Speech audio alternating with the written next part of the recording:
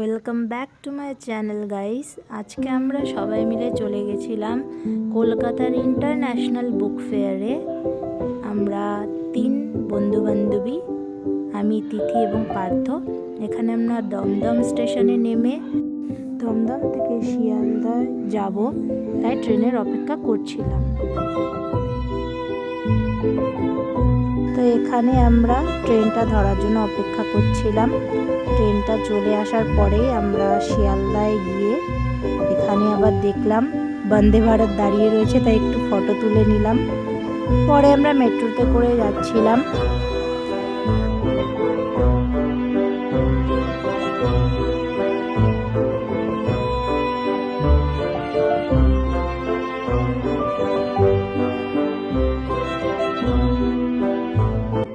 এখানে আমি আর তিথি আবার ছবি তোলার চেষ্টা করছিলাম, কিন্তু এতগুলো লোক ছিল মেট্রোতে যে লজ্জায় ছবি তুলতে পারলাম না।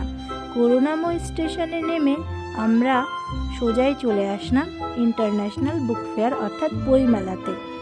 এখানে কত লোক যাচ্ছিল বইমেলায় বলে বোঝানো যাবে না। সকালের দিকে অবশ্য ভিড়টা কম ছিল, কিন্তু যত বিকেল বাড়ছিল ততই ভিড় বেড়ে যাচ্ছিল।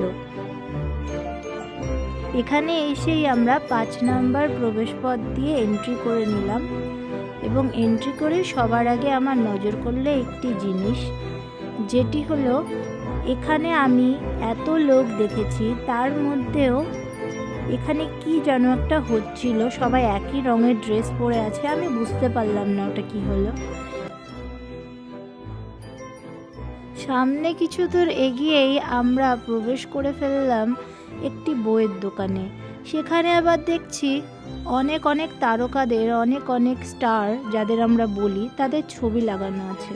অনেক ক্রিকেটার থেকে শুরু করে, ফুটবলার থেকে শুরু করে অনেক চ্যাম্পিয়নদেরও এখানে ছবি টানানো আছে, এবং খুবই সুন্দর সুন্দর বই আমরা এখানে দেখতে পাচ্ছি। কিন্তু দুঃখের বিষয়, এখান থেকে আমি একটাও বই কিনতে পারলাম না। এখানে আমরা দেখতে পাচ্ছি অনেকগুলি পুলিশ এখানে বসে লাঞ্চ করছে। তারাও অনেক কষ্ট করে এসছে, অনেক কষ্ট করেছে বইমেলায়। এরপর একটুখানি হাঁটতে হাঁটতে আমরা পৌঁছে গেছিলাম একটি ইংরাজি বইয়ের স্টোরে। এখান থেকে আমি একটি শেক্সপিয়ারের বই কিনে পরে চলে গেলাম আজকের মোক্ষম থিম, অর্থাৎ এবছর বইমেলার প্রধান থিম আর্জেন্টিনার ভেতরে যে বই যেখানে সাজিয়েছিল সেখানে। তো এখানে গিয়ে আমরা সবাইকে দেখছিলাম যে অনেকে ছবি তুলছে, অনেকে আবার কথা বলছে ফরেনারদের সাথে। এখানে আমিও অবশ্য কিছু কিছু ছবি তুলেছি। তারপরে আমরা বেরিয়ে গেলাম। বেরিয়ে যাওয়ার পরে আমরা এখানে দেখতেই পাচ্ছ, এখানে মহানায়ক উত্তম কুমারের স্মৃতিতে অনেকগুলি প্রদর্শনী রাখা হয়েছে। আমরা এখানে একটু ছবি তুলে এবং ভিতরে দিকে যখন আমরা প্রবেশ করলাম, তখন ভিতরের দৃশ্যটা দেখে জাস্ট মনোমুগ্ধ হয়ে গেল।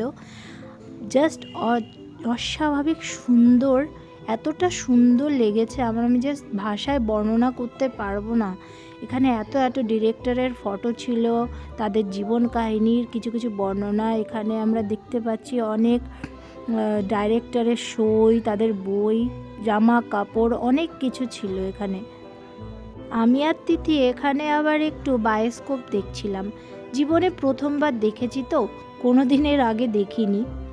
হয়তো আমার বাবা কাকার আমলে ছিল, তবে আমাদের আমলে আমি প্রথম দেখেছি। তাই একটু বেশ শান্তি করে মন দিয়ে দেখছিলাম। বেশ ভালো লাগলো, প্রথমবার এক্সপিরিয়েন্স করে এতটা ভালো লাগলো বলে বোঝানো যাবে না। আমরা এখানে আবার একটা পেন্টনিকের স্টলে গিয়েছিলাম একটা পেন কেনার জন্য, কিন্তু এত ভিড় যে আর কিনতেই পারলাম না। পরে দেখা হয়ে গেল কস্তুরী দিদির সাথে, সেখানে আমরা একটু সেলফিও তুলে নিলাম দিদির সাথে দেখা করে খুবই ভালো লাগলো। পরে আমরা সামনে একটু এগিয়ে গেছি। এখানে অনেকেই এসেছিল, কিন্তু সবার সাথে সেলফি তোলা হয়নি। পরে আমি একটা স্টল থেকে স্ট্রবেরি ইয়োগার্ট কিনেছিলাম। এটা খেতে দুর্দান্ত ছিল, আমি জাস্ট ভাষায় প্রকাশ করতে পারবো না, সত্যি আমার খুবই ভালো লেগেছে। পরে তিথি আবার এখান থেকে একটা টি শার্ট নেবে বলেছিল, কিন্তু এতটাই দাম ছিল, সত্যি কথা বলতে সেটা নেওয়া হলো না। পরে আমরা আর একটু ঘোরাঘুরি করে বাড়ির দিকে রওনা দিলাম। এই যে আমরা বেরিয়ে যাচ্ছি বইমেলা থেকে। কারণ অনেক বেলা হয়ে গেছে, বিকেল হয়ে গেছে। এখন যদি আমরা বাড়ির উদ্দেশ্যে না যাই তাহলে হয়তো বাড়ি পৌঁছাতে পৌঁছাতে অনেক রাত হয়ে যাবে। এখানে আমি আবার একটু পাগলামি করছি, সত্যি কি বলবো।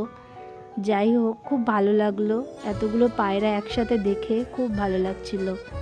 পরে আমরা মেট্রোতে করে আবার করুণাময়ী থেকে শিয়ালদার দিকে রওনা দিলাম। যাওয়ার পরে আবার আমরা এখানে একটু ছবি তুলছিলাম। ছবি তোলার পরে যখন আমরা ট্রেনে কিছুক্ষণ বসেছিলাম, কিছুক্ষণ পরে দেখি একটা পার্সিয়ান ক্যাট। দেখে এতটা কিউট লাগলো, সত্যি বলে বোঝাতে পারবো না। আর সত্যি মানে বিড়ালটা এতটা কিউট, কি বলবো। পরে আমাদের গন্তব্যস্থলে আমরা পৌঁছে গেলাম। ও হ্যাঁ, তোমাদের তো বলাই হয়নি, বাড়ি আসার পথে একটু বিরিয়ানিও নিয়ে এসেছিলাম। বিরিয়ানিটা খেয়ে সত্যি অপূর্ব লাগছিল, খুবই টেস্টি ছিল। আমার তো খুবই ভালো লাগে ওই দোকানের বিরিয়ানিটা। অবশ্য আজকে মনে হয় একটু বেশি ভালো লাগছিল, কারণ সারাদিন এত ঘুরেছি, খাওয়ার টাইমই পাইনি, আর বইমেলায় সেরকম খাবারও ছিল না। তো গাইস, আমি বাড়ি চলে এসেছি এবং আমি বইমেলা থেকে কী কী বই কিনেছি সেটা তো তোমাদের দেখিয়ে দিই। প্রথমেই আছে উইলিয়াম শেক্সপিয়ারের লেখা রোমিও আর জুলিয়েট। বইটি আমি অনেক ছোটোবেলায় দেখেছি কিন্তু পড়িনি, তার জন্য এই বইটি আমি পারচেস করেছি। পরের বইটি হলো মেঘফুল। এই বইটির দাম আমার পড়েছে 250 টাকা এবং এই বইটি একটি মেয়ের উপর লেখা হয়েছে যে মেয়েটি নিজের ক্যারিয়ারের ওপর ফোকাস করতে গিয়ে নিজের যে ম্যারিটাল লাইফটা সেটা দিকে ফোকাস করতে পারেনি এবং অনেক প্রকারের সমস্যা তার এসছে, সেই নিয়ে এই বইটা লেখা হয়েছে। এবং পরবর্তীতে যে বইটা আমি কিনেছি, পরের বইয়ের নাম হলো অচেনা পৃথিবী, সুপ্রীতি রায়। এই যে বইটি, এই বইটিও আমার সেম 250 টাকা লেগেছে। মানে এই দুটি বই একসাথে কিনে আমার 500 টাকা পড়েছে ডিসকাউন্ট দিয়ে। এই বইটির মধ্যে আমি অত বিস্তারিত যাচ্ছি না, তবে বইটি খুবই ভালো, আমার খুবই ভালো লেগেছে। তাই আমি হিসাব মতো 3টি বই পারচেস করেছি কলকাতা বুক ফেয়ারে গিয়ে।